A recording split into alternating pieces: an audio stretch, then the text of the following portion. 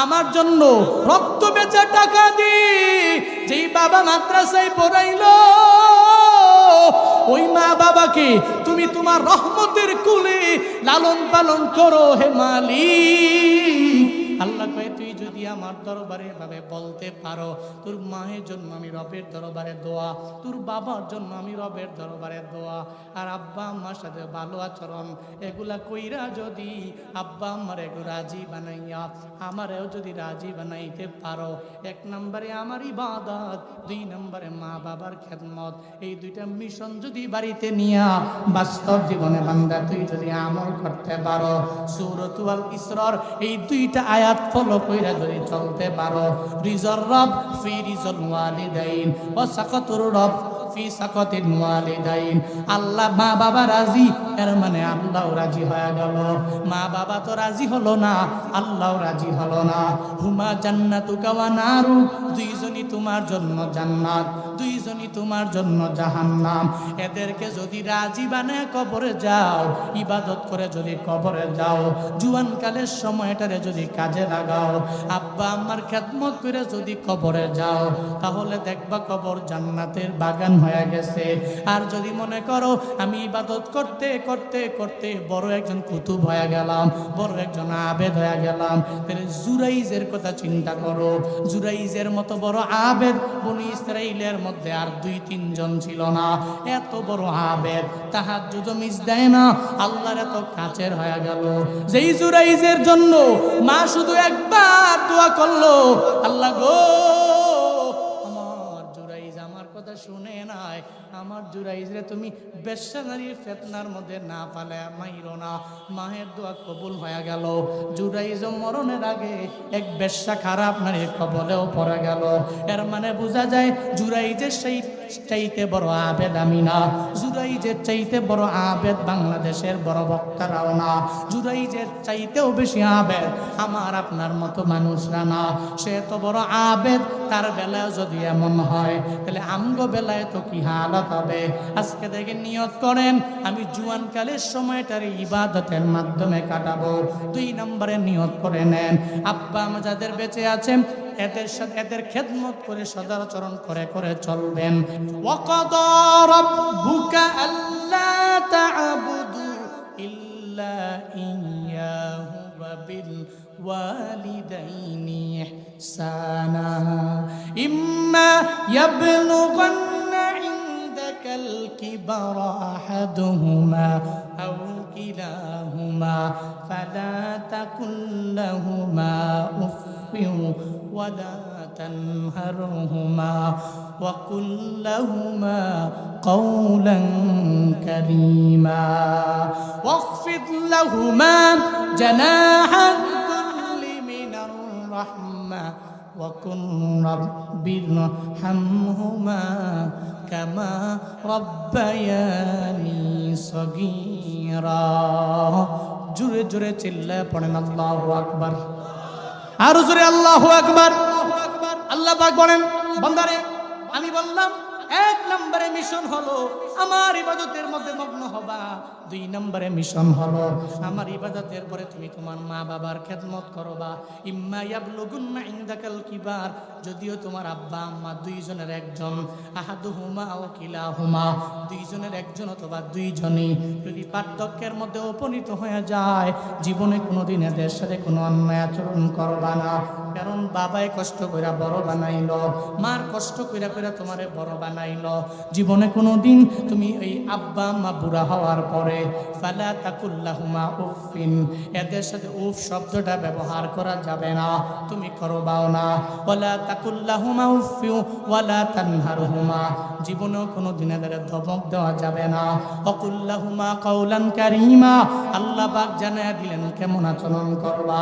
সম্মানজনক কথা তোমার বাবার সঙ্গে বলো, সম্মান দিয়ে তোমার মায়ের সঙ্গে কথা বলো।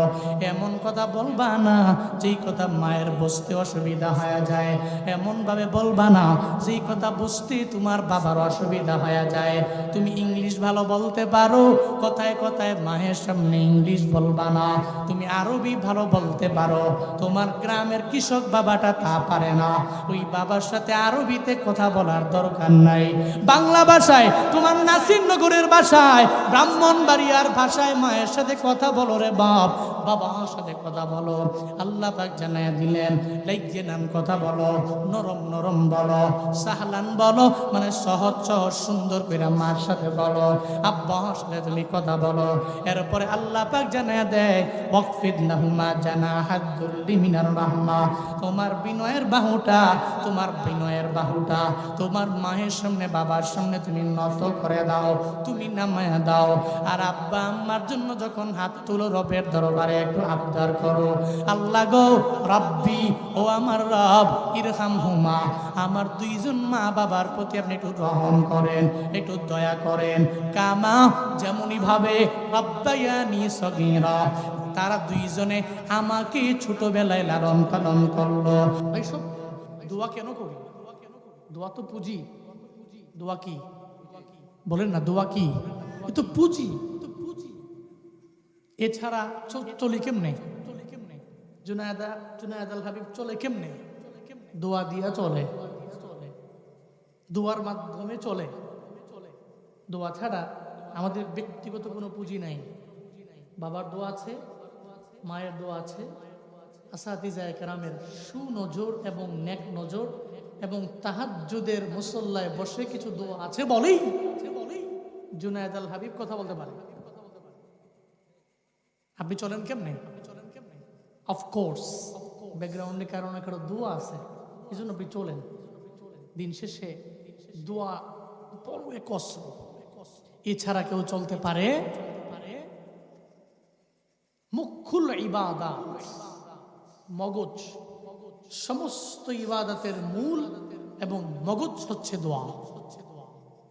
আমরা সবাই একজন ব্যক্তির ব্যাপারে জানি, শেখ সাদি রহমতুল্লাহ আলাইহি। নাম শুনেন নাই? অনেকে জানে, উনি বিখ্যাত, কবিতা গায়, ভালো লিখতে পারে।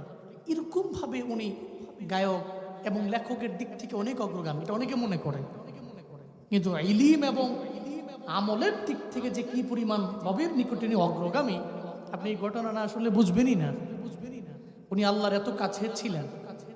উনি যে এলাকায় বসবাস করতেন, ওই এলাকার পাশে একটা জায়গা ছিল, মরুভূমি এলাকা, এমন এক এলাকা, ওই পুরো জায়গার মধ্যে কোনো ফুলও জন্মায় না, কোনো ফলও জন্মায় না, কোনো ঘাসও জন্মায় না। এক কথায় একটা অনুর্বর জমি, উর্বর না। কি জমি? কি জমি? অনুর্বর, উর্বর না। সিজদায় পড়ে গেলেন, চিন্তা করলেন আল্লাহর কাছে বলা ছাড়া কোনো কায়দা নেই। সঙ্গে সঙ্গে মাওলার দরবারে চোখের পানি ফেলায়া বলতে লাগলেন, রে আল্লাহ,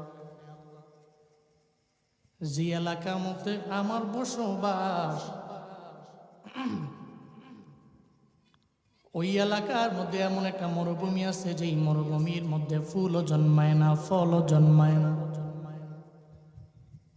সব এলাকার লোকেরা বড় পেরেশান হয়ে গেল, কেন ফুলও জন্মায় না, ফলও জন্মায় না, ঘাসও জন্মায় না, অনুর্বর জমি কেন হয়ে গেল? আল্লাহ, আমি জানি তুমি দোয়া করলে এই জমিটারে উর্বর বানায়া দিতে পারো। শেখ সাদি রহমাতুল্লাহ আলাইহি গভীর রাতে আমার মাওলার দরবারে সিজদার মধ্যে পড়ে চোখের পানি ফেলায় আবদার জানায়, ও দয়ার মালিক, এই অনুর্বর জমিটা রেখে একটু উর্বর জমি বানায়া দেওয়া যায় না রে আল্লাহ? আল্লাহর দরবারে প্রথম রাত যখন বলল, আল্লাহ সঙ্গে সঙ্গে দোয়াটা কবুল করে নাই। প্রথম রাত চলে গেল, এরপরে দ্বিতীয় রাতে আবার সিজদায় পড়ে গেল, কয় যতদিন পর্যন্ত আমার মালিক আমার দোয়াটারে কবুল করে না নিবে, ততদিন পর্যন্ত আমি মাওলার দরবারে বলবই বলবো।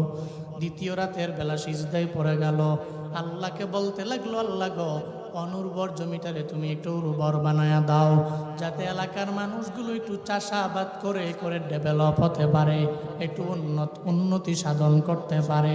আল্লাহর দরবারে বলল। দ্বিতীয় রাতও চলে গেল, আল্লাহ কবুল করেন নাই। এরপরেও হাল ছেড়ে দেন নাই। তৃতীয় রাতের বেলাও চোখের পানি ফেলে রবের দরবারে আবদার জানায়। শেখ সাদি রহমাতুল্লাহ আলাইহির মতো ব্যক্তিরা ভালো করেই জানে, প্রথম রাতে যে আল্লাহ আমার ডাকে সাড়া দেয় নাই, দ্বিতীয় রাতের বেলা আমার যে আল্লাহ সাড়া দেন নাই, তৃতীয় রাতের বেলা আল্লাহ সাড়া নাও দিতে পারে। তবে এমন একদিন আসবে যেদিন আল্লাহ সব কথার জবাব অটোমেটিক দিয়া দিবে। এরা ধৈর্য হারা হয় না, মুমিন জীবনেও পেরেশানির মধ্যে পড়তে পারে না।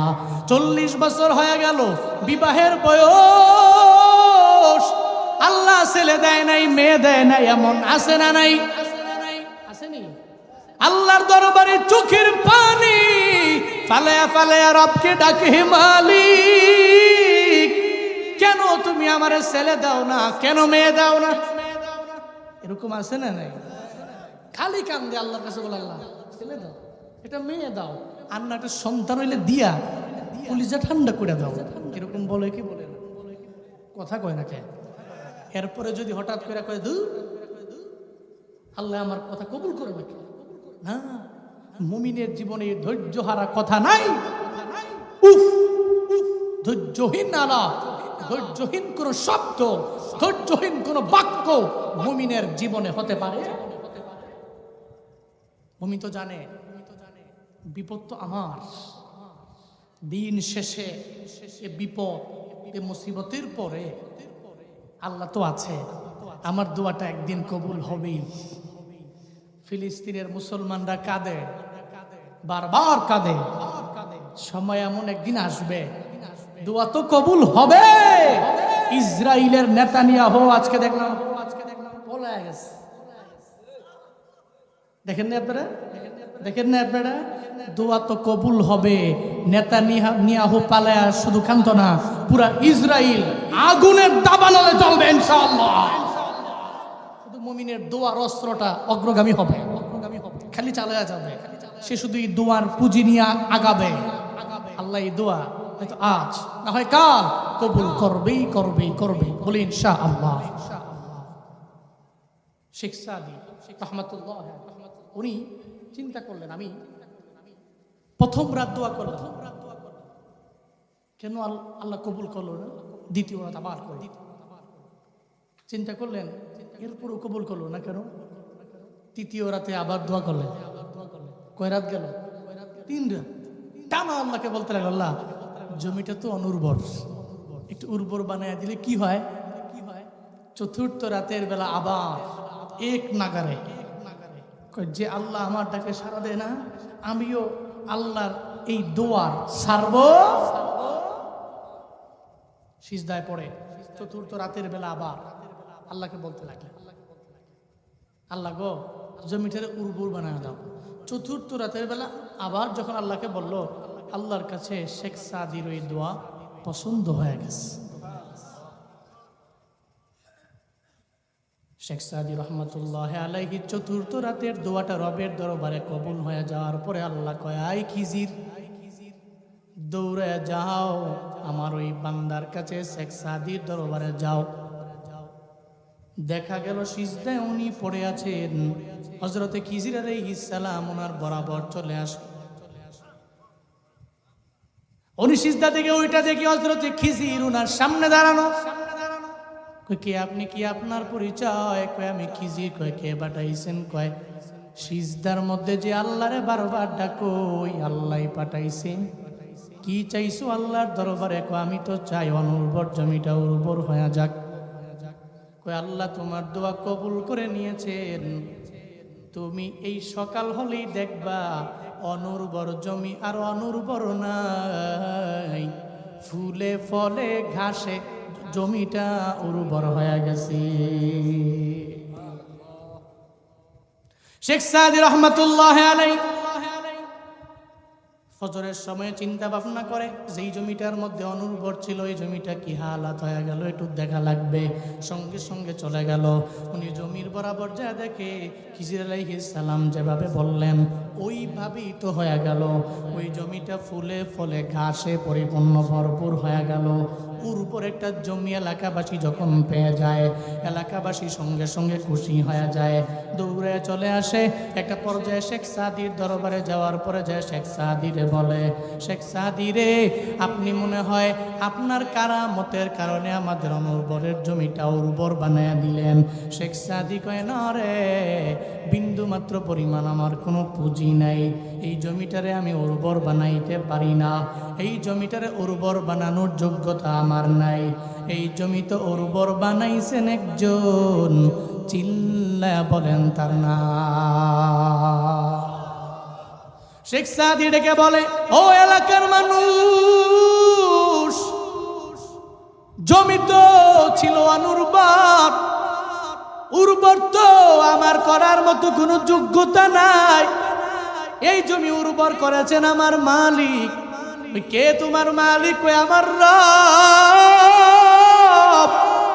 আল্লাহ পাক এই জমিটারে উর্বর বানাইছেন। এলাকার লোকেরা সঙ্গে সঙ্গে জানা দেয়, হাই শেখ সাদি রহমাতুল্লাহ আলাইহি, যে আল্লাহরে এতদিন গালি দিলাম, বিন্দু মাত্র পরিমাণ বিশ্বাস করলাম না তোমার আল্লাহরে, তুমি আল্লাহর কথা বারবার বইলা বইলা দাওয়াত দিলা, আমরা মানলাম না। এতদিন পর্যন্ত আমাদের কোনো ব্যক্তিরা, আমাদের ধর্মের বড় বড় বড় মানুষেরা অনুর্বর এই জমিটাকে উর্বর বানাইতে পারে নাই।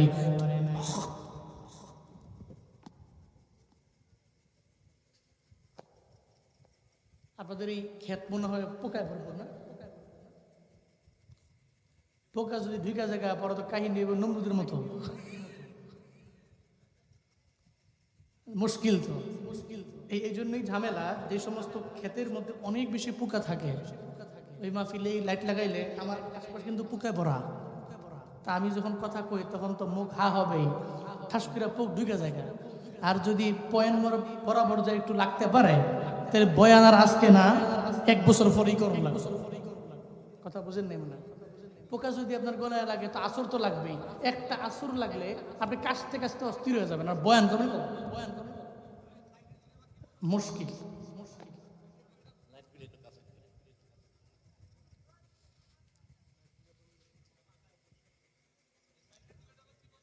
লাইট তো বন্ধ করে দিলেও মুশকিল, এই ভিডিও তো একটাও হবে না।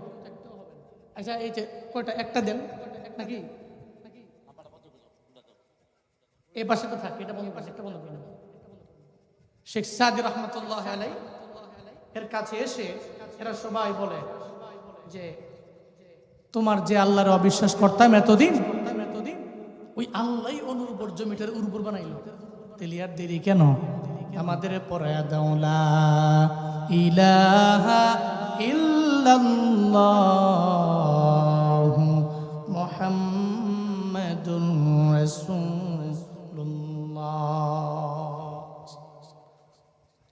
4 শতাধিক পরিবার, কয় শত? 400-এর অধিক পরিবারের সমস্ত সদস্যরা সঙ্গে সঙ্গে শেখ সাদির হাতে কালিমা পড়ে মুসলমান হয়ে গেল। এমনকি পরবর্তী সময়ে যেই জমিটা ছিল অনুর্বর, ওই জমি তো উর্বর হলোই, মানুষ ওখানে বসবাস করা অবস্থায় ওই জমিটা ওই জামানার সবচেয়ে বেশি ইসলামিক উর্বর জমিতে পরিণত হয়ে গেল। ব্যাকগ্রাউন্ডে আছে কি? দোয়া। কি আছে? এর মানে দোয়ার মাধ্যমে অনুর্বর জমিটাও উর্বর হয়। দোয়ার মাধ্যমে বেইলিম, বেআমল, বেহিলিম এই পোলাটাও কথা বলতে পারে। দোয়ার মাধ্যমে ছেলে অনেক গরিব, কোন রকম চলে, পুরো পরিবার ঠিক মতো চলতে পারে না, দোয়ার মাধ্যমেই মোস্ট রিচেস্ট একটা ফ্যামিলি সমাজে হয়। এই জন্য দোয়া একটা পুঁজি, একটা অস্ত্র, সমস্ত ইবাদতের মগজ। আমরা এই দোয়া নিয়ে চলবো তো ইনশাআল্লাহ, চলবো তো ইনশাআল্লাহ। আল্লাহ তৌফিক দান করেন, সকলে পড়ি আমিন। আরো জোরে পড়েন আমিন। খুতবায় আমি একটা আয়াতের অংশ পড়েছিলাম, যে আয়াতে আল্লাহ পাক আদেশ দিয়েছেন দুইটা। কয়টা? এই দুইটা বিষয়ে কথা বলবো, বলি আমি আমার বয়ান শেষ করব। আপনারা থাকবেন না দৌড় দিবেন? আমার পরে তো আর অনেক ওয়াইজরা আছেন যারা আপনাদের পছন্দের লিস্টের বক্তা সবাই আছেন। সবার বয়ান শুই না, দোয়া দিয়া এরপর বাড়ি যাবেন। রাজি আছেন ইনশাআল্লাহ? আল্লাহ তৌফিক দান করেন, সকলে পড়ি আমিন। আল্লাহ পাক মিশন দিয়েছেন, চলার পথে প্রথমত শুকরিয়া আদায় করবে আল্লাহর। কার? কার? গরিব হলে, ধনী হয়ে গেলে, নাকি ধনী হলে আল্লাহকে ভুলে যেতে হবে? আছে তো এরকম অনেকে আছে যারা ধনী হলে আল্লাহকে ভুলে যায়, রিক্সা চালায়, কোন রকম জিন্দেগি, দেখবেন ও আল্লাহরে স্মরণ করে বেশি। কোটিপতি সমাজের, ও মানুষের মানুষ মনে করে না, সালাম দিলে সালামের জবাব নেয় না। কারণ কি? টাকা আছে না, সব তো আমার পায়ের নিচে থাকবে। এরকম অকৃতজ্ঞ জাতি আছে না নাই? সেলিব্রিটি হওয়ার আগে আল্লাহকে ডাকে বেশি, মশহুর এবং প্রসিদ্ধ হয়ে গেলে আল্লাহকে ভুলে যায়। আগে ঠিক মতো খাইতেই পারতো না, চলতে পারতো না। 3টা ছেলে চলে গেছে, একজন সৌদি আরব, আরেকজন মালয়েশিয়া, আরেকজন মালয়েশিয়া, 3জনই মালয়েশিয়ার সৌদি আরব থাকে। তো মাসে মাসে টাকা পাঠায়, অ্যাকাউন্ট পুরা ভারী। ব্যাংকাররা দেখলে সালাম দেয়, সেলুট দেয়। সে চালাইতো, মানুষকে দেখলে সম্মান করতো, সালাম দিত। এখন ভাব নেয়, অথচ আপনি ছিলেন কি? আপনাকে বানিয়েছেন কি? কে বানাইছেন? আল্লাহ পাক চাইলেই আপনারে আবার আসাদ দিয়া আপনার আগের জায়গায় নিতে পারে কি পারে না? এই জন্য আল্লাহ বলেছেন, তুই যাছিলি ভুইলা গিয়া অকৃতজ্ঞ হইস না। শুকর 1 নম্বরে কার? 1 নম্বরে কার? আল্লাহ শুকর। আল্লাহ এই জায়গায় আমাদের আব্বা আম্মার খেদমতের কথা বলছেন, এর আগেই আল্লাহ পাক বলছেন তার শুকরের কথা, তার ইবাদতের কথা। যেখানেই বলছেন আব্বা আম্মার কথা, এর আগে আনছেন যে তুই আমাকে আগে স্মরণ কর, আগে আমার শুকর আদায় করো, আমাকে আগে ডাকো, এরপরে আব্বা আম্মাকে ডাইকা তাদেরকে সম্মান কইরা, শ্রদ্ধা কইরা, মায়া কইরা, মমতা দেখা কবরে আসো। আব্বা আম্মা রাজি তো আল্লাহ রাজি, আব্বা আম্মা রাজি না তো আল্লাহ। তাহলে 1 নম্বরে শুকর কার? বলেন না কার? ওয়াকাদা রাব্বুকা আল্লা তা'বুদু ইল্লা ইয়্যাহু ওয়া বিল ওয়ালিদাইনি ইহসানা। আল্লাহ পাক বলছেন 1 নম্বরে নবী আপনার উম্মতদেরকে জানিয়ে দেন, 1 নম্বরে ইবাদত করবে আল্লাহর। আল্লাহর ইবাদতের পরে 2 নম্বরে খেদমত করবে মা বাবার। ইবাদত 1 নম্বরে আগে আল্লাহর করবে, মানে শুকর আদায় করবে 1 নম্বরে আল্লাহর। আল্লাহ শুকর কেমনে আদায় হয়? আলহামদুলিল্লাহ বললাম, এর মানে হয়ে গেল না। আলহামদুলিল্লাহ বলার পাশাপাশি 5 ওয়াক্ত নামাজের দরকার আছে না নাই? আসেনি? 1 নম্বরে আল্লাহর ইবাদত, শুকর আদায় করো,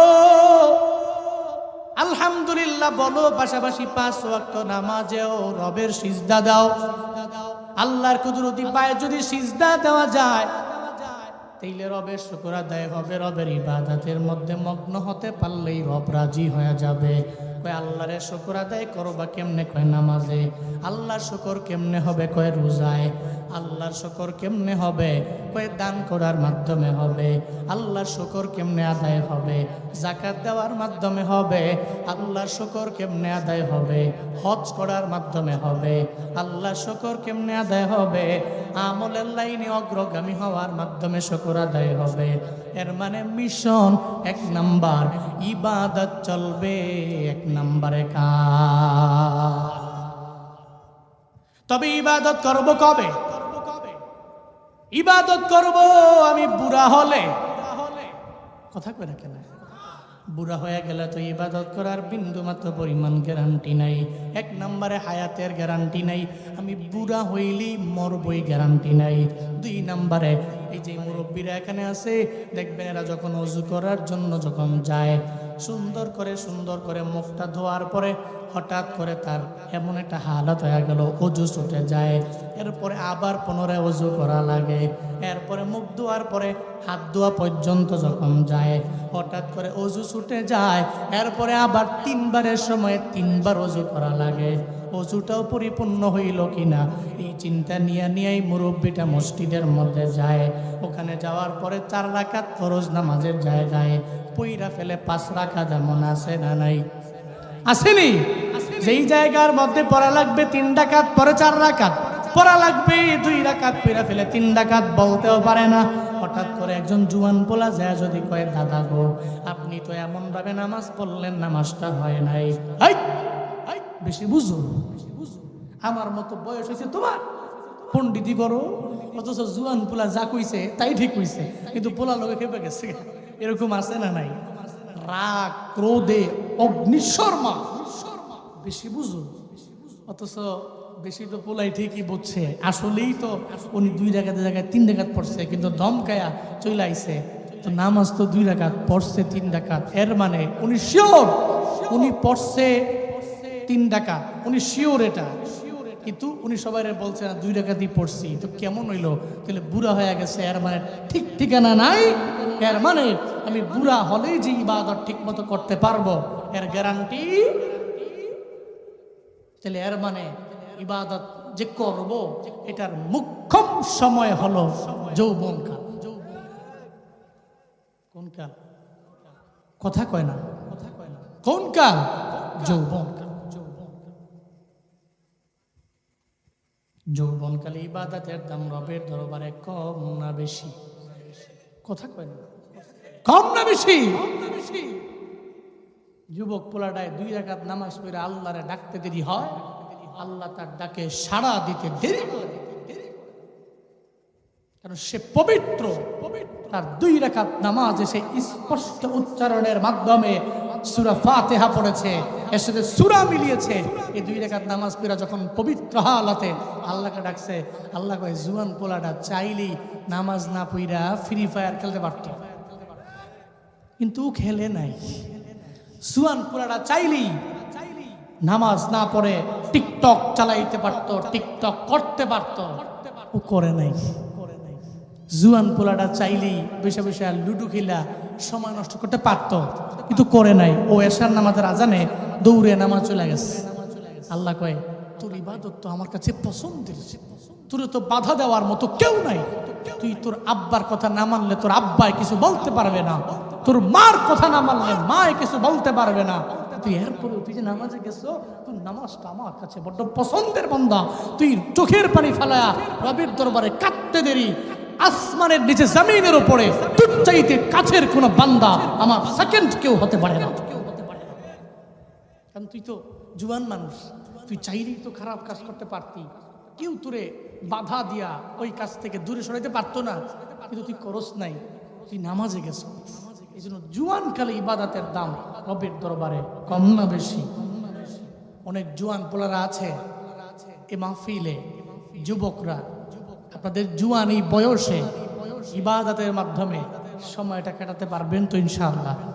আমি আপনারা বলি না আপনি মসজিদে গিয়ে 24 ঘন্টা সময় দেন, এটা বলি না। আপনি মসজিদে যাবেন, 5 ওয়াক্ত নামাজ পড়বেন, দৌড় দিবেন, পারবেন তো ইনশাআল্লাহ? আল্লাহ এই যুবকদেরকে তুমি দ্বীনের জন্য, ইসলামের জন্য কবুল করে নাও, সকলে পড়ি আমিন। ইমাম গাজ্জালী রাহমাতুল্লাহি আলাইহি উনি এক জুয়ান পোলার কথা জানে। উনি লিখছেন একটা যুবক ছেলে, গরিব, কি কি ধনী, গরিব, অনেক গরিব। আগে তো মানুষ কেনা বেচা হতো, জানেন না আপনারা? দাস কেনা বেচা হতো। তো গরিব মানুষ তো তাকে বাজারে ওঠানো হয়েছে দাস হিসাবে। এক ধনী মানুষ গিয়ে ওর সামনে কয়, তুমি কি আমার কাছে বিক্রি হইবে? আমার যদি কিনতে চান তাহলে শর্ত দিব 3টা। কয়টা? কয়টা? 3টা। কি শর্ত? কসনা। 1 নম্বরের শর্ত হলো, যদি আমারে নিতে চান নাই, আমার দুনিয়া বিলাইনের মনিব হওয়ার জন্য যিনি পাগল হয়ে গেলেন, 1 নম্বরে আমাকে নেওয়ার জন্য 1 নম্বর শর্ত আমি আপনারে দিয়া দিলাম, আমি দিনের বেলা কাজ করব, রাতের বেলা আপনার বাড়িতে কাজ করব। 1 নম্বর শর্ত। 2 নম্বর শর্ত আমি আপনারে দিলাম, 5 ওয়াক্ত নামাজের আজান যখন হয়ে যাবে তখন দেখবেন সবাই আপনার বাড়ির মধ্যে থাকলে আপনি আমারে পাবেন না। আমি আজান হয়ে গেলে আর আপনার বাড়ির কাজের মধ্যে থাকতে পারি না। আপনার কাজের চাইতে নামাজ বড়, আপনার কাজের চাইতে আল্লাহ বড়। আমি আল্লাহকেই প্রায়োরিটি দিয়ে চলে যাব নামাজের জন্য। জীবনেও কোনো দিন আমি আপনার কাজের জন্য বসে থাকবো না। এটা যখন 2 নম্বর শর্ত দিয়ে দিল, এরপরে কয় তুই তাহলে 3 নম্বর শর্তটা আমারে বলো। 3 নম্বর শর্ত হলো, আমার ঘরে আপনার বাড়ির মধ্যে এমন একটা কামরা, এমন একটা কক্ষ আমারে দিবেন, যেই রুমের মধ্যে আমি যখন থাকবো ওই রুমের মধ্যে আমি ঢুকবো আর কেউ ঢুকতে পারবে না। ওই রুমের দরওয়াজার চাবি শুধু আমার কাছেই থাকবে।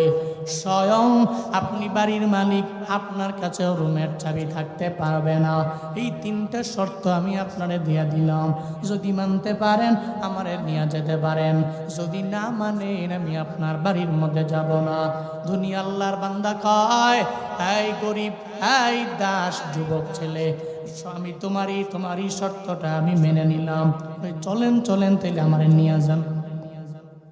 জুয়ান পোলারের সঙ্গে নিয়ে রওনা।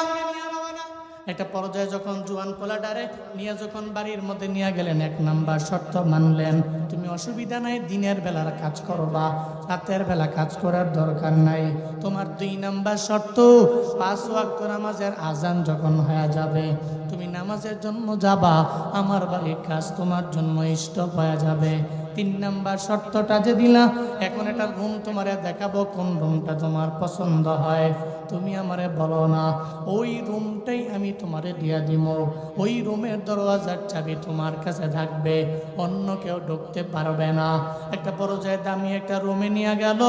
ওই রুমে নিয়ে যাওয়ার পরেও রুমটা কয়, না না মনিব, এই রুম লাগবে না, এই রুম তো অনেক দামি রুম, এটার প্রয়োজন নাই।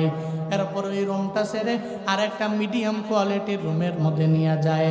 ওই রুমে নেওয়ার পরে এবার মনিব এই রুমটা ধরো তোমারে আমি দিয়া দিলাম। এরপরে সে কয়, না রে মনিব, আমার এই মিডিয়াম লেভেলের রুমও আমার লাগবে না।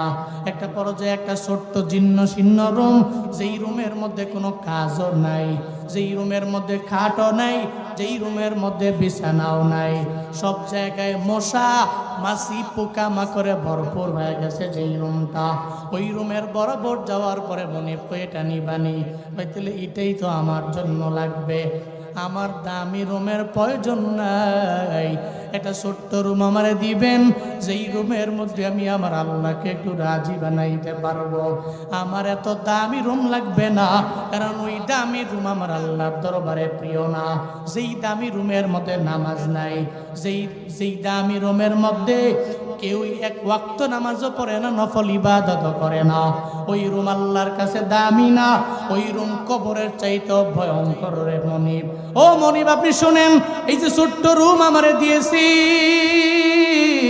এই ছোট্ট রুমের মধ্যে জীর্ণ শীর্ণ একটা রুম, এই রুমের মধ্যে বিছানাও নাই, এই রুমের মধ্যে কিচ্ছু নাই, কিন্তু আমি আল্লাহকে যদি এই রুম থেকে বৈশা বৈশা একটু ডাক দেই, আল্লাহকে যদি একটু ডাকি, এই রুমটা আমার আল্লাহর কাছে বড্ড পছন্দের হয়ে যাবে।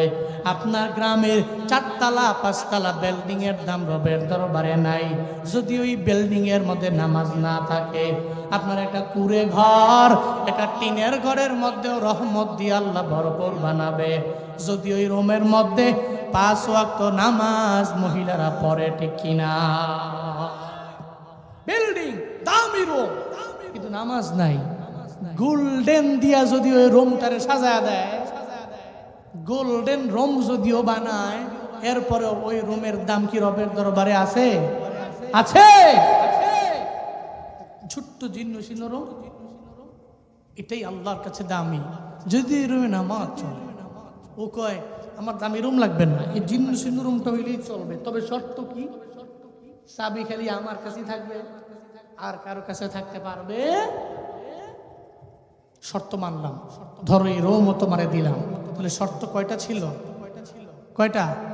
তিনটা। মানছে কয়টা? তিনটাই মেনে নিছে। ঠিক আছে, কাজ চলমান।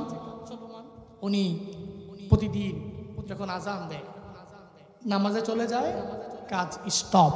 2 নাম্বার শর্ত, দিনে কাজ করে, রাতে করে না।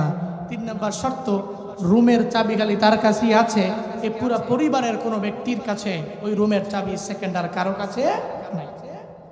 কয়েকদিন চলতেছে, হঠাৎ করে চিন্তায় পড়ে গেলেন ওই বাড়ির মালিক, জুয়ান পোলা এমন এক কক্ষ চাইলো, আবার এই কক্ষের চাবি আমার কাছেও রাখতে পারবো না। এটা কেন কইল?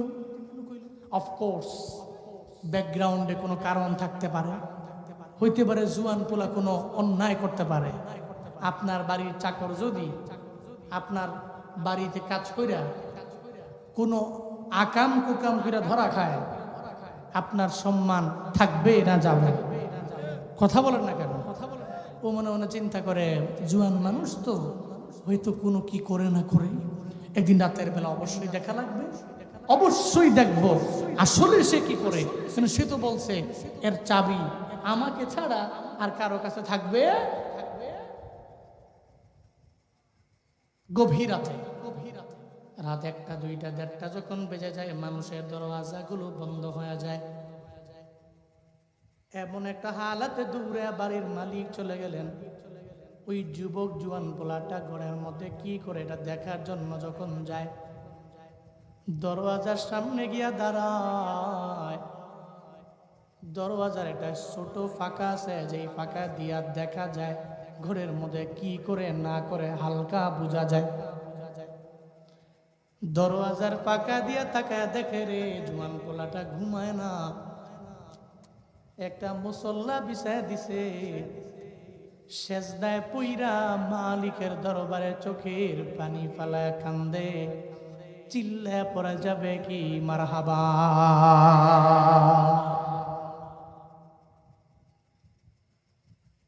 সিজদার মধ্যে পড়ে পড়ে চোখের পানি ফালে কান্দে, আর বলে, ও মালিক তুমি আমারে কেন গরিব বানাইলা, কেন তুমি আমারে ধনী বানাইলা না রে আল্লাহ। অন্যের বাড়িতে আমার কাজ করতে হয়, চাইলেও দিনের বেলা তোমার ইবাদত ভালোভাবে আমি করতে পারি না রে আল্লাহ। তুমি যদি আমার ধনী বানাইতা, তাহলে আমি তোমার ইবাদত রাতের বেলা যেমনে করি, দিনের বেলা তোমার ইবাদত এমন করতাম। জ্যাঠা গ্রামের মৌলবী পাড়ার যুবকেরা একটু কান খাড়া করে যদি শুই না যাও রে বাপ, তোমার মতো আমার মতো একটা জুয়ান পোলা, দাস গরিব মানুষ, বড় ধনী না, বড় দামি ঘরের লোকও না, চোখের পানি ফেলে ফেলে গভীর রাতে ঘুমায় না, রবের দরবারে কান্দে, আল্লাহ গো তুমি আমারে যদি ধনী বানাইতা, তাহলে দিনের বেলাও তোমার ইবাদত করতাম যেমন আমি রাতের বেলা করি। আল্লাহ তুমি আমারে কেন ধনী বানাইলা না? এবার যখন দরওয়াজার ফাঁকা দিয়া বাড়ির মালিকটা মনিবটা যখন তাকায় তাকায় দেখে, একটা পর্যায়ে বাড়ির মনিব দেখতেছে ওই যুবক ছেলেটা সিজদার মধ্যে পইরা পইরা মালিকের দরবারে কান্দে কান্দে। এমন হালাতে তার মাথা বরাবর আসমানের নিচে, জমিনের উপরে, ওই দেয়ালে, ওই ছাদের নিচে, বিল্ডিং এর ছাদের নিচে একটা নূরের বাতি ঝলমল ঝলমল কইরা কইরা বারবার জ্বলে। বাড়ির মালিক অবাক হয়ে গেলেন। সে আমার শর্ত দিল এই রুমের চাবি তার কাছে ছাড়া কারো কাছে থাকবে না। আমি দেখতে আসলাম, আবার দেখি ঘুমায় না, সিজদায় পড়ে মালিকের দরবারে কান্দে। আবার তার মাথার উপরে কেন দেখা যায় নূরের বাতি ঝলমল ঝলমল করে জ্বলে। সঙ্গে সঙ্গে চিন্তায় পড়ে গেলেন, এই যেই লোকটারে আমার বাড়ির কাজ করাই দিনের বেলা, এই লোকটা কি আমার মাওলার কাছের মানুষ হয়ে গেল কিনা? সঙ্গে সঙ্গে ঘরের মধ্যে যা কয়, বিবি রে, এমন একটা ব্যক্তি রে ঘরের মধ্যে আমি রাখলাম, যেই ব্যক্তিটা, যেই পোলাটা, যেই জোয়ান দাসটা সাধারণ কোনো লোক হতে পারে না, ও আল্লাহর এত পরিমাণে কাছের হয়ে গেছে। সে যখন চোখের পানি ফেলায় রবের দরবারে কাঁদতে লাগলো, তার মাথা বরাবর আমি তাকে দেখলাম একটা নূরের বাতি ঝলমল ঝলমল করে জ্বলে। বিবি কয়, স্বামী রে, এই যুবক পোলাটারে আর দাস রাখা যাবে না, আমাদের বাড়ির মধ্যে আমরা রাখবো না, তারে মুক্ত কইরা দেও, হয়তো আল্লাহ ওসিলে আমাদের মাফ কইরা দিতে পারে। ফজরের নামাজের পরে ওই যুবক ছেলের সামনে যায় বলে, এই যুবক ছেলে, তুমি রাতের বেলা কেন ঘুমাও না? কয়, না রে মনিব, আমি তো ঘুমাই। কয়, না রে, আমার কাছে মিথ্যা কথা বইল না, তুমি রাতের বেলা সিজদা দাও, আল্লাহর দরবারে কি জানি তুমি গুনগুনে গুনগুনায়া বলো। জোয়ান পোলা কয়, আপনি কেমনে জানলেন? কয়, রাতের বেলা আমি একটু উকি মাইরা তুমি রাতের বেলা কি করো এটা আমি দেখে ফেললাম। যুবক পোলা কয়, কেমনে জানলেন? কয়, দেখা ফেলছি। আল্লাহকে ডাক দে, আল্লাহ গো, এতদিন পর্যন্ত তোমার আমার রিলেশন কেউ জানে না, আমি জানতাম আমি কেমন, আর আমি তোমার এত কাছের হয়ে গেলাম ইবাদতের মাধ্যমে। ও আল্লাহ, আমার মনিব আমার ব্যাপারে জানতো না, আমার মনিব আমি কি করি আর না করি, রাতের বেলা ইবাদতের মধ্যে মগ্ন হই নাকি আমি কি করি, এটা এই ব্যাপারে জানতো না আমার মনিব, কিন্তু জেনে গেল।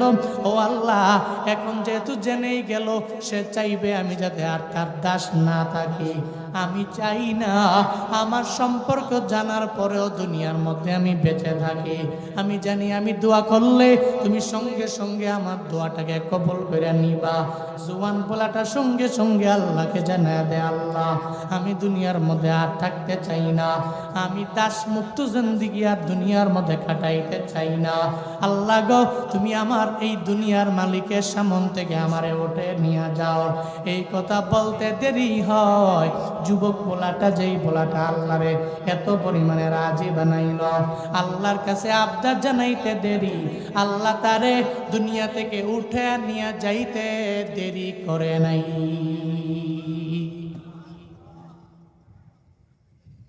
প্রকাশ হয়ে গেছে গা, কয় আমি আর থাকতে আসি না, নিয়ে যাও গা। আল্লাহ কয়, যা তোরে নিয়ে গেল। ও সঙ্গে সঙ্গে তার মালিকের সামনে পড়েই দুনিয়া থেকে বিদায় নিয়ে চলে গেল। ইমাম গাজ্জালি বলে, এই সমস্ত যুবক লোকরা যদি আল্লাহরে ডাকে, আল্লাহর এত কাছে তারা হতে পারে। আপনি যে আজকে থেকে ট্রাই করেন, আপনি মন থেকে 5 ওয়াক্ত নামাজ পড়েন, জুয়ান কালটারি ইবাদতের মাধ্যমে কাটায় আল্লাহর কাছে কাঁদেন, দেখবেন এই দোয়া এটা অস্ত্র, আপনি যা চাইবেন আল্লাহ অবশ্যই আপনাকে তা দিবেন।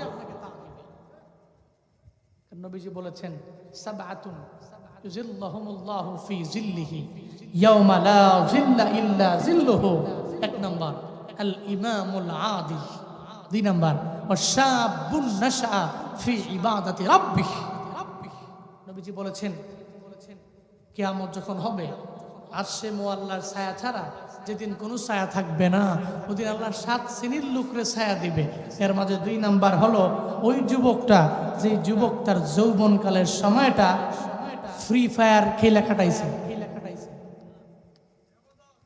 হ্যাঁ, কথা কয় না কেন? এরকম নেশা আছে না নাই? আর এখন নেশা আসছে আরেকটা, দেখবেন মোবাইলে ঢুকলি অ্যাডভাইস দেয়, লটারি জিতুন, খালি ঘুরে আর ঘুরে, বুঝে লাখপতি হয়ে যান গা, কোটিপতি হয়ে যান গা, আপনার কোনো ইনভেস্টমেন্ট লাগবে না। হ্যাঁ, অ্যাপসটা খালি নামায়া দেখেন, দেখবেন খালি ঘুরে আর ঘুরে আপনি কোটিপতি 2 দিনে। আমার একজন পরিচিত লোক আছে, আমি দেখি যে প্রায় সময় তারা দেখলি ওই মোবাইল অ্যাপসের মধ্যে খালি ঘুরে, কেসিনোর মতো খালি ঘুরে আর খালি টেহা লাগায়। তা আমার কইতাছে, ওই 2000 টাকা পাইয়া লাইছি। আমি কই, বহুত ভালো করছেন, খাইছে রে, একবারে টাটকা হালাল ইনকাম। 2 দিন পরে আমি খুঁজলো, দেখছি যে কি হালত, 2000 টাকা কি প্রতিদিন পান নাকি? না হুজুর, 2000 টাকার লোকে আরো 4000 গেছে। আমি বললাম, এজন্যই স্পষ্ট লেভেলের হারাম। ঠিক কিনা? ঠিক কিনা? হারামে তো বরকত নেই, আছে? আছে। কুরবানি গেল না, গরু জবাই হয়েছে 500 সারা বাংলাদেশে, কথা কয় না, 100 নাইলে সর্বোচ্চ 1000 নাকি, লাখ লাখ গরু জবাই হয়েছে। কোন দিন যে খবর পাইছেন, আজকে বাজারে গেছিলাম, আমগো নূরপুরের সড়ক বাজারে যে গরু বাজার, এনে গিয়া দেখি যে গরু নাই, খালি মানুষই আছে। এমন দেখছেন? কথা কয় না কে? আপনি বাজারে গিয়া টাকা টুকা লইয়া 1.5 লাখ লইয়া গেছেন, টাকা লইয়া ঘুরে পড়ছেন, গরু নাই। এমন হয়েছে? লক্ষ লক্ষ গরু জবাই হওয়া, কিন্তু গরু বাচ্চা দেয় কয়টা? কথা কয় না, কয়টা? একটা। এরপরেও কুরবানির সময়ে লক্ষ লক্ষ গরু কুরবানি হইলেও গরুর কোনো কমতি নাই। লাগলে 2টা দেও, লাগলে 3টা নেও, লাগলে 4টা দেও, তোমার অ্যাবিলিটি অনুসারে দিতেই থাকো। কিন্তু কুত্তার দিকে দেখেন, কুকুর ও প্রসব করে কয়টা? তো ও যদি গরুর মতো বরকত হইতো, তাহলে মনে হয় যে আপনার ডানে বামে সামনে পেছনে খালি কুত্তাই দেখতে, ঠিক কিনা? এর মানে বুঝা গেল হালালে আল্লাহ বরকত দেয়, হারামে বরকত থাকে। আল্লাহ আমাদের সবাইকে ইবাদত, 1 নম্বরে আল্লাহর ইবাদত করা, শুকর আদায় করার তৌফিক দান করেন। সকলে পড়ি আমিন। তাহলে 1 নম্বরে মিশন, ইবাদত চলবে কার? করব কোন সময়? কথা কয় না কে? কোন কালে? মুরব্বীও যদি কয় জুয়ান কালে, মুরব্বী যদি সারা দিন রাত লাগে খালি কান্দে, আল্লাহ লাইতা শাবাব ইয়াউদ, আল্লাহ যদি জুয়ান কালটা ফিরা পাইতাম। আপনি সারা জীবন লাগে কান্দলে জুয়ান হইবেন? যদি জুয়ান কালে ইবাদত করে থাকেন, আপনি কামিয়াব হয়ে গেছেন। যদি না করেন তো আল্লাহ তো আছে। আপনার পাহাড় পরিমাণ গুনাহ আপনি সামনে নিয়ে আল্লাহরে ডাকতে দেরি, আল্লাহ আপনার জিন্দেগির সমস্ত গুনাহ মাফ করার ঘোষণা কি দেন নাই? 1 নম্বর ইবাদত আল্লাহর করব। 2 নম্বর আল্লাহর ইবাদতের পরে খেদমত করব আব্বা আমার। কার? কার ইবাদত? আল্লাহর কইরা এরপরে শুকর, খেদমত, সদাচরণ আব্বা আম্মার করব। মনে রাখবেন, আপনার আব্বা আম্মার ওসিলায় আপনি দুনিয়াতে আসছেন। বাবা, আপনি হয়তো টের পান না, এরা আপনাকে ভালোবাসে, এরা আপনাকে মহাব্বত করে, আপনি টের পান না। তবে মনে রাখবেন, যেদিন আপনি আব্বা আম্মাকে ছেড়ে দূরে চলে যাবেন, আপনি হারে হারে হারে টের পাবেন এরা কেমন দামি সম্পদ। আপনি হারে টের পাবেন। ঘরের মধ্যে মা আছে, বাবা আছে, এরপরেও দেখবেন মা বাবার কদর দেয় না।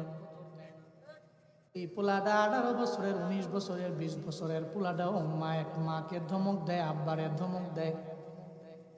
হঠাৎ করে যখন প্রবাসে চলে যায়, ওই ছেলেটাও চোখের পানি ফেলায় ফেলায় গভীর রাতে তার মায়ের জন্য কান্দে।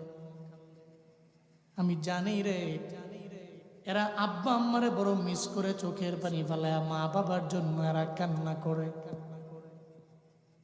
এই যে যারা আমার ফেসবুকে ফলো করে আমারে, তারা দেখছে আমি মালয়েশিয়ায় গিয়েছিলাম, বেশি দিন হয় নাই। ওখানে এমন বাংলাদেশিদের ভালোবাসা আমরা 2 জনে পেয়েছি, এরা এমন মহাব্বত আমাদের করলো। এমন এক বাঙালি পেয়েছিলাম যে আমাদের হোটেলের নিচে আইসা চোখের পানি ফেলায়া ফেলায়া কাঁদছে। হুজুর, আমার বাড়ি নরসিংদী জেলা, গরিব একটা ফ্যামিলির মধ্যে আমার জন্ম হওয়ার কারণে ঘরের মধ্যে আমি একটা সন্তান, আমার আর কোনো সন্তান নাই, আমার আর কোনো ভাই নাই, বোন নাই, কেউ নাই। ঘরের মধ্যে আমি কোনো রকম জিন্দেগি চালাই। আমার আব্বা আম্মায় পরিশ্রম কইরা একটা জমি বিক্রি কইরা আমারে পাঠাইলো মালয়েশিয়ার মধ্যে। কষ্ট করি, এত পরিমাণে আমি পরিশ্রম করি, কিন্তু গত 1 সপ্তাহ আগে শুনি হঠাৎ করে আমার বাবা নাকি স্ট্রোক করে হসপিটালের মধ্যে ভর্তি হয়ে গেছে। অনেক দিন হইছে আমি প্রবাসের মধ্যে আসছি, এমনও না। এমন একটা হালাতে আমি অনেক টাকাও পাঠাইতে পারবো বাবার জন্য, এমন না। এমন অবস্থায় 2-3 দিন যাওয়ার পরে হঠাৎ করে যখন আমি বাড়ির মধ্যে টেলিফোন করলাম, আমি বাড়ির মধ্যে টেলিফোন করে শুনি আমার বাড়ির কেউই আমার সঙ্গে সুন্দরভাবে স্বাভাবিক কথা বলতে পারে না, আমার কেউ আমার সঙ্গে কথা বলে না। আমি পাশের বাড়ির এক বন্ধুর মাধ্যমে জানতে পারলাম, যেই বাবার মাধ্যমে আমি দুনিয়ার মধ্যে আসলাম, যেই মায়ের মাধ্যমে আমি দুনিয়ার মধ্যে আসলাম, ওই বাবাটা দুনিয়ায় নয়, দুনিয়া থেকে বাবা বিদায় নিয়ে চইলা গেল। আমি মালয়েশিয়ার কুয়ালালামপুর সিটির কোনার মধ্যে বৈশাখ কানলাও, আমার বাবার জানাজার মধ্যে আমি যেতে পারি নাই। ভিডিও কল দিয়া দিয়া বাবারে দেখছি, বাবার চেহারাটা আমি তাকায় তাকায় দেখছি। আমি কান্না করলে আমার বাবা এত আর ফিরে আসবে না। হুজুর গো, আমার বাবার জন্য একটু আল্লাহর দরবারে দোয়া কইরা দিয়েন, যাতে আল্লাহ ওনারে মাফ কইরা দেয়। ওরা বাবার কদর দিতে জানে, ওরা মায়ের কদর পরিপূর্ণ বোঝে। কারণ জানে রে, বাবাই দুনিয়ায় নাই, পাশে পাশে মা দুনিয়ায় নাই। এখানে আশেপাশে না থাকার কারণে এরপরে মিস করতে জানে, বারবার মায়ের কথা স্মরণ হয়। তুমি আমি স্মরণ করি না কেন? কারণ চাইলেই তো মারে দেখতে পাও, চাইলেই তো বাবারে দেখতে পাও। মইরা গেলে টের বাবা, মরার আগে কেউ মা বাবার কথা টের পায় না, ঠিক কিনা? মইরা গেলে চোখের পানি ফেলে ফেলে কাঁদবা, এই যেটা গ্রামের যুবকেরা। মইরা গেলে চোখের পানি ফেলে কান্না করলেও তোমার মা বাবায় তোমার সঙ্গে আসবে না, কাছে আসবে না। তুমি যে বাবার একটা ফোন কেনার জন্য ধমক দেও, ওই বাবা জানো কি পরিমাণ কষ্ট করলো। বাবাদের এত পরিমাণে ত্যাগ, এত পরিমাণে স্যাক্রিফাইস দুনিয়ার কেউ তোমার জন্য করবে না রে বাপ। বাবারা নতুন লুঙ্গি দেখবেন পরে না, সন্তানের জন্য নতুন লুঙ্গি আনেন, নতুন লুঙ্গি সন্তানের কিনা দেয়, নিজে নতুন লুঙ্গিটা পরতে পরতে চায় না। একটা টুপি যখন কেনার জন্য যায়, দেখবেন নিজে কিনতে চায় না, টুপির মধ্যে ময়লা লেগে আছে, ওই টুপি নিজে কিনতে রাজি না। টুপিটা কয় সন্তানটারে টুপিটা কিনা দেই, যাতে সন্তানটা মাদ্রাসায় যেতে পারে, সন্তানটা যাতে তার বন্ধু বান্ধবের সঙ্গে যায়, ওই বন্ধু বান্ধবের সঙ্গে যাইয়া যাতে সে ছোট না হয়। আমি তারে নতুন টুপি কিনা দিলাম, নতুন একটা পাঞ্জাবি তারে বানায়া দিলাম, একটা নতুন লুঙ্গি আমার সন্তানটারে কিনা দিলাম। একটা বাবা হইয়া সন্তানের জন্য কি পরিমাণে স্যাক্রিফাইস করছে।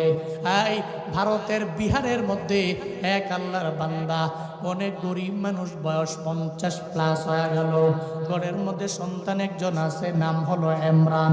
এই একটু মনোযোগ দিয়া শুনবেন রে বাবা, আপনার বাবা আমার বাবা যেই পরিমাণে কষ্ট করে আমারে আপনারে বড় করলো, হঠাৎ করে দেখবেন আমরা বড় হয়ে যাওয়ার পরে ভুইলা যাই। ভারতের বিহারের ওই ব্যক্তির নাম হলো আব্দুর রহিম। 50 বছরের প্লাস তার হয়ে গেল, ঘরের মধ্যে বিবিও নাই, স্ত্রী বিদায় নিয়ে চলে গেল, সন্তান ঘরের মধ্যে আছে, নাম হলো ইমরান। হিফজখানা মাদ্রাসার মধ্যে একটু আসা যাওয়া করে, বিবিও ঘরের মধ্যে নাই, সন্তানটা মাদ্রাসার মধ্যে যায়, মাঝে মাঝে যায়, ডেলি আইসা যায় পড়াশোনা করে, বাড়ি থেকে মাদ্রাসায় যায়, আবার মাদ্রাসা থেকে বাড়ি চলে আসে। গরিব মানুষ মাঝে মাঝে সুযোগ পাইলে মাটি কাটে, আবার অনেক পরিশ্রম করে নিজের জিন্দেগি চালায়। মাঝে মাঝে সুযোগ পাইলে বড় এক গহীন জঙ্গলে যায়, গহীন জঙ্গলে যাইয়া কাঠ কাইটা জীবিকা নির্বাহ করে।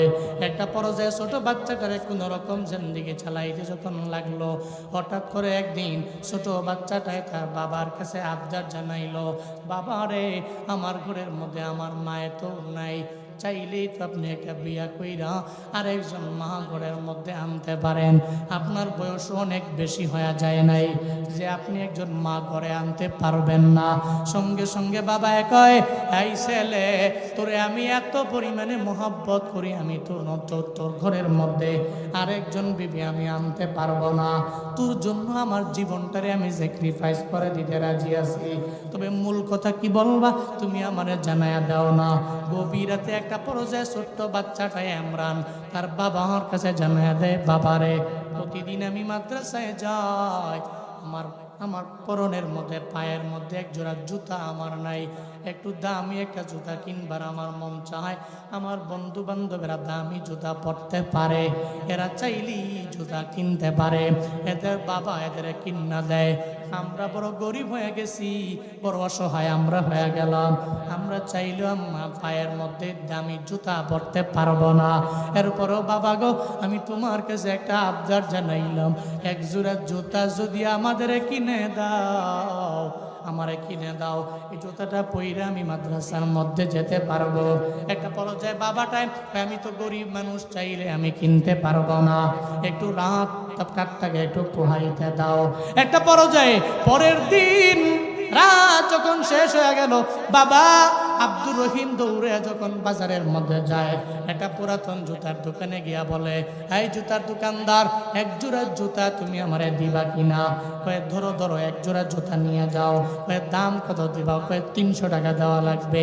কয়ে আছে তো আমার কাছে মাত্র 20 টাকা, আমি 300 টাকা দেওয়ার মতো পুঁজি আমার কাছে নাই, আমি কোন রকম জিন্দিগি চালাই, মাটি কাইটা কাইটা জিন্দিগি চালাই, আমি কাঠ বেচা জিন্দিগি চালাই, আমি মানুষের বাড়িতে কাজ কইরা জিন্দিগি চালাই, 300 টাকা দিয়ে একটা জোড়া জুতা কিনবো, আমার পোলার জন্য এই পুঁজি আমার নাই, তবে জুতাটা রেখে দিও, আমি কালকে পরিশ্রম কইরা ঘাম ঝরে টাকা আনবো, এরপরে তোমার কাছে দিয়ে আমি আমার সন্তানের শখটারে পূরণ করব।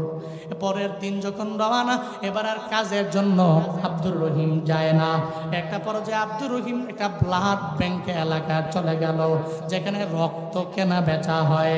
যা বলে, ও ব্লাড ব্যাংকের ম্যানেজার, আমি আসছি, আমি এমন একজন বাবা, সন্তান আমার দরবারে এক জোড়া জুতার জন্য কান্দেরি, আমি চাইলেও এক জোড়া জুতা ওরে দিতে কিনা দিতে পারি না, আমি আজ কাজের জন্য যাই নাই, তোমাদের ব্লাড ব্যাংকে আসলাম, তুমি ব্লাড ব্যাংকের ম্যানেজার যেহেতু, আমার ও পজিটিভ রক্ত স্বাভাবিক সব জায়গায় পাওয়া যায়, অনেকের কাজে লাগানো যায়, এক ব্যাগ রক্ত আমার থেকে নিয়ে যাও, বিনিময়ে আমার 300 টাকা যদি আমার দাও, আমার সন্তানের জন্য এক জোড়া জুতা আমি কিনে নিয়ে যেতে পারবো। একটা পর্যায়ে ওই ম্যানেজারও কয়, এমন বাবা তো জীবনে দেখলাম না, যেই বাবা সন্তানের জন্য নিজের রক্ত বেচা হলেও এক জোড়া জুতা নিয়ে যাবে। ওই কারণ কি? আমার উদ্দেশ্য হলো আমার ছেলেটা একটা মাদ্রাসার কোরআনের হাফেজ হয়ে যাবে।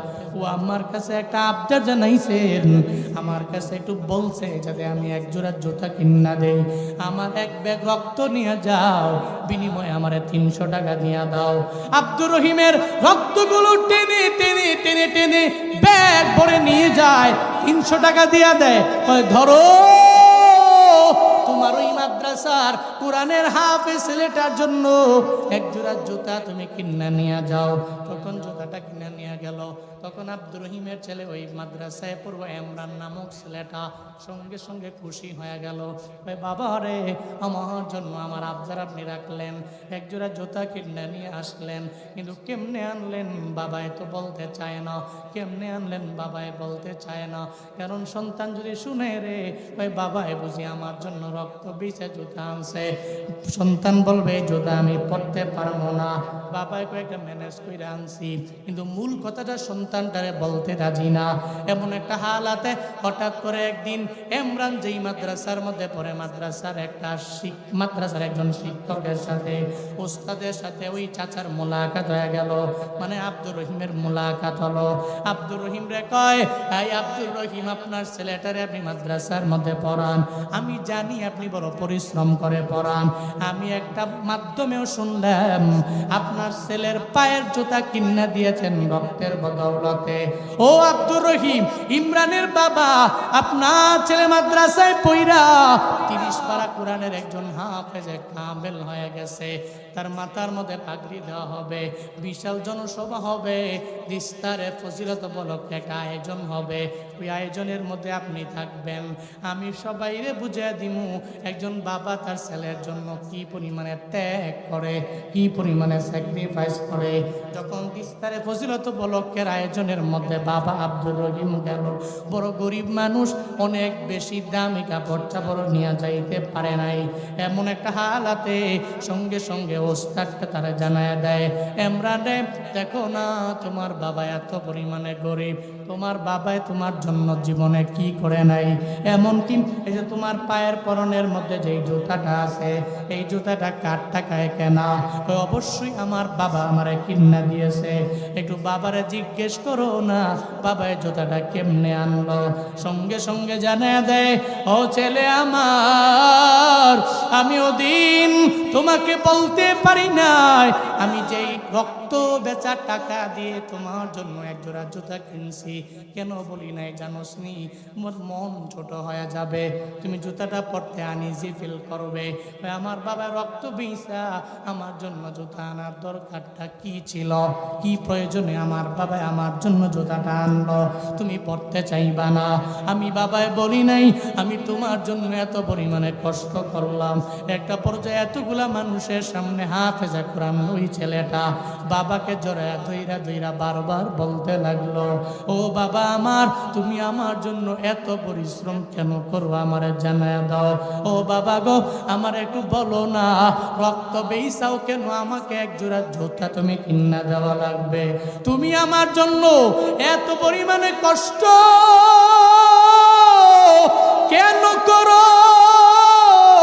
আমার বাবা আমায় বলো, কেন কেন করো, আমায় জানায়া দাও।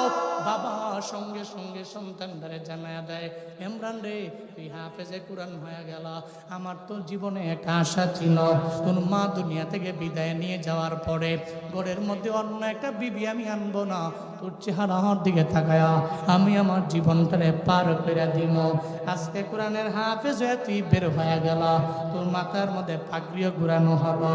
মনে রাখবা, বাবা তোর জন্য পরিশ্রম করি কেন জানোস নি? আমি যেদিন দুনিয়া থেকে বিদায় নিয়ে চলে যাব, আমার সব আমলের দরওয়াজাগুলো বন্ধ হয়ে যাবে। একটা হাফেজে কোরআন ছেলে সূরা ইয়াসিন পড়বে বাবার কবরের পাশে দাঁড়াইয়া, সূরা আর রহমান পড়বে বাবার কবরের পাশে দাঁড়াইয়া, সূরা ফাতিহা পড়বে বাবার কবরের পাশে দাঁড়াইয়া, সূরা তাকাসসুর পড়বে বাবার কবরের পাশে দাঁড়াইয়া। তুই যখন চোখের পানি ফালাইয়া শুদ্ধ করে আমি বাবার কবরের সামনে দাঁড়াইয়া একটু যদি তিলাওয়াত করতে পারো, আমি বাবার কবরটা জিন্দেগির গুনাহের কারণে যদি জাহান্নামের গর্ত হয়ে যায়, তুমি যদি দোয়া করো একটা হাফেজে কোরআন ছেলের দোয়ার বদৌলতে আমার কবর আল্লাহ পাক জান্নাতের বাগান বানায় দিতে পারে।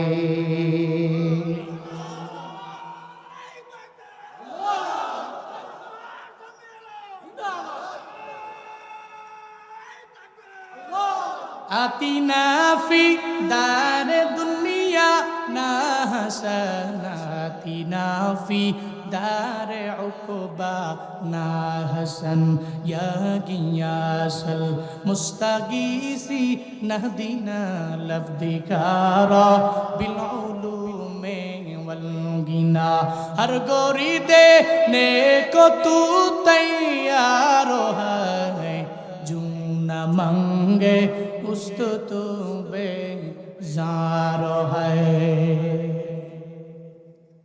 একজন বাবা হয়ে সন্তানের জন্য এত পরিমাণে স্যাক্রিফাইস করতে জানে। জেঠা গ্রামের যুবকেরা, মৌলভীপাড়ার যুবকেরা, নাসিরনগরের যুবকেরা, আজকে দেখেন নিয়ত করে নাও যে বাবা পরিশ্রম করে তোমারে আমারে বড় বানাইলো, বাবারে ভুলে যেও না। এটা এমন এক বৃক্ষ, চলে গেলে তুমি হারে হারে টের বাবা। থাকতে বাবারে দাম দাও, থাকতে বাবারে কদর দাও, থাকতে এদের থেকে দোয়া নেও। কারণ আদেশটা তো জুনায়েদ আল হাবিব দেয় না, আদেশ দিয়েছেন একজন, চিল্লা বলেন তার নাম।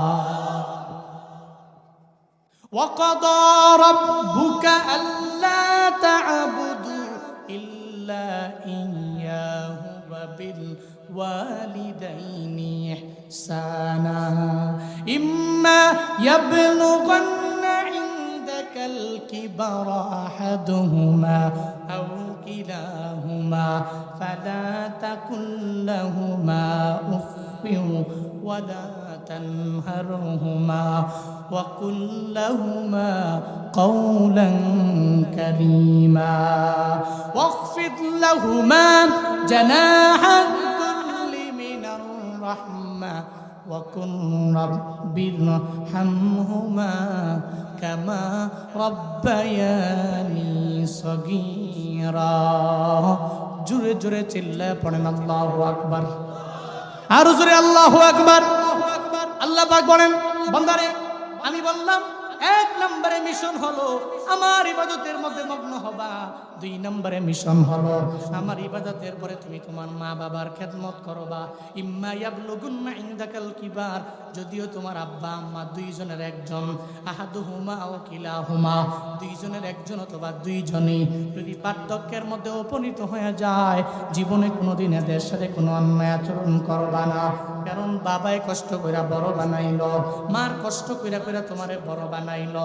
জীবনে কোনোদিন তুমি এই আব্বা আম্মা বুড়া হওয়ার পরে ফালা তাকুল্লাহুমা উফিন, এদের সাথে উফ শব্দটা ব্যবহার করা যাবে না, তুমি করবাও না। ওয়ালা তাকুল্লাহুমা উফিউ ওয়ালা তানহারহুমা, জীবনেও কোনোদিন এদের ধমক দেওয়া যাবে না। অকুল্লাহুমা কাউলান কারীমা, আল্লাহ পাক জানায়া দিলেন কেমন আচরণ করবা। সম্মানজনক কথা তোমার বাবার সঙ্গে বলো, সম্মান দিয়ে তোমার মায়ের সঙ্গে কথা বলো। এমন কথা বলবা না যেই কথা মায়ের বুঝতে অসুবিধা হয়ে যায়, এমন ভাবে বলবা না যেই কথা বুঝতে তোমার বাবার অসুবিধা হয়ে যায়। তুমি ইংলিশ ভালো বলতে পারো, কথায় কথায় মায়ের সামনে ইংলিশ বলবা না। তুমি আরবি ভালো বলতে পারো, তোমার গ্রামের কৃষক বাবাটা তা পারে না, ওই বাবার সাথে আরবিতে কথা বলার দরকার নাই। বাংলা ভাষায়, তোমার নাসিরনগরের ভাষায়, ব্রাহ্মণবাড়িয়ার ভাষায় মায়ের সাথে কথা বলো রে বাপ, বাবার সাথে কথা বলো। আল্লাহ পাক জানায়া দিলেন লাইজ্জানান কথা বলো, নরম নরম বলো, সাহলান বলো, মানে সহজ সহজ সুন্দর করে মার সাথে বলো, আব্বার সাথে তুমি কথা বলো। এরপরে আল্লাহ পাক জানায়া দেয় ওয়াকফিদ লাহুমা জানাহাদ যুল্লি মিনার রাহমা, তোমার বিনয়ের বাহুটা, তোমার বিনয়ের বাহুটা তোমার মায়ের সামনে বাবার সামনে তুমি নত করে দাও, তুমি নামায়া দাও। আর আব্বা আম্মার জন্য যখন হাত তুলো রবের দরবারে একটু আবদার করো, আল্লাহ গো রব্বি, ও আমার রব, ইরহামহুমা, আমার 2 জন মা বাবার প্রতি আপনি একটু রহম করেন, একটু দয়া করেন, কামা, যেমনই ভাবে রব্বায়ানি সগীরা, তারা 2 জনে আমাকে ছোটবেলায় লালন পালন করলো, কষ্ট করলো, আমার জন্য রক্তগুলোরে ঘাম বানাইলো, আমার জন্য রক্ত বেচা টাকা দি যেই বাবা মাদ্রাসায় পড়াইলো, ওই মা বাবাকে তুমি তোমার রহমতের কুলে লালন পালন করো হে মালিক। আল্লাহ কয় তুই যদি আমার দরবারে ভাবে বলতে পারো, তোর মায়ের জন্য আমি রবের দরবারে দোয়া, তোর বাবার জন্য আমি রবের দরবারে দোয়া, আর আব্বা আম্মার সাথে ভালো আচরণ এগুলা কইরা যদি আব্বা আম্মার একটু রাজি বানাইয়া আমারেও যদি রাজি বানাইতে পারো, 1 নম্বরে আমার ইবাদত, 2 নম্বরে মা বাবার খেদমত, এই 2টা মিশন যদি বাড়িতে নিয়া বাস্তব জীবনে বান্দা তুই যদি আমল করতে পারো, সূরাতুল ইসরার এই 2টা আয়াত ফলো কইরা যদি চলতে পারো, রিজর রব ফি রিজল ওয়ালিদাইন ওয়া সাকাতুর রব ফি সাকাতিল ওয়ালিদাইন, আল্লাহ মা বাবা রাজি, এর মানে আল্লাহও রাজি হয়ে গেল। মা বাবা তো রাজি হলো না, আল্লাহও রাজি হলো না। হুমা জান্নাতুকা ওয়া নারু, 2 জনই তোমার জন্য জান্নাত, 2 জনই তোমার জন্য জাহান্নাম। এদেরকে যদি রাজি বানায় কবরে যাও, ইবাদত করে যদি কবরে যাও, জুয়ানকালের সময়টারে যদি কাজে লাগাও, আব্বা আম্মার খেদমত করে যদি কবরে যাও, তাহলে দেখবা কবর জান্নাতের বাগান হয়ে গেছে। আর যদি মনে করো আমি ইবাদত করতে করতে করতে বড় একজন কুতুব হয়ে গেলাম, বড় একজন আবেদ হয়ে গেলাম, তাহলে জুরাইজের কথা চিন্তা করো। জুরাইজের মতো বড় আবেদ বনি ইসরাইলের মধ্যে আর 2-3 জন ছিল না, এত বড় আবেদ, তাহাজ্জুদ মিস দেয় না, আল্লাহর এত কাছের হয়ে গেল। যেই জুরাইজের জন্য মা শুধু একবার দোয়া করলো, আল্লাহ গো আমার জুরাইজ আমার কথা শুনে নাই, আমার জুরাইজরে তুমি বেশ্যা নারীর ফিতনার মধ্যে না পালায়া মাইরো না। মায়ের দোয়া কবুল হয়ে গেল। জুরাইজ মরণের আগে এক বেশ্যা খারাপ নারীর কবলেও পড়ে গেল। এর মানে বোঝা যায় জুরাইজের সেই চাইতে বড় আবেদ আমি না, জুরাইজের চাইতে বড় আবেদ বাংলাদেশের বড় বক্তারাও না, জুরাইজের চাইতেও বেশি আবেদ আমার আপনার মতো মানুষরা না। সে তো বড় আবেদ, তার বেলায় যদি এমন হয় তাহলে আমগো বেলায় তো কি হালত হবে।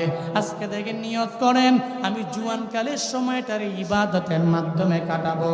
2 নম্বরে নিয়ত করে নেন আব্বা আমা যাদের বেঁচে আছেন এদের সাথে এদের খেদমত করে সদাচরণ করে করে চলবেন। কারা কারা পারবেন 2টা হাত তুলে আল্লাহরে দেখান।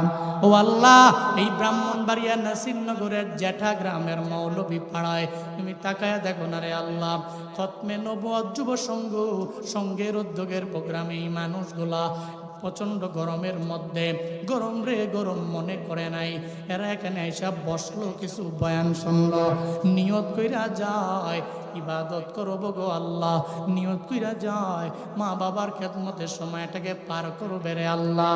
ইবাদত এবং খেদমতের মাধ্যমে দুনিয়ার জিন্দেগিটা পার করবে আল্লাহ। তুমি তৌফিক দাও, কবুল কইরা লও। চিল্লায়া পড়েন আমিন, আরো জোরে পড়েন আমিন। পারবেন তো ইনশাআল্লাহ, পারবেন তো ইনশাআল্লাহ। তাহলে মিশন কয়টা?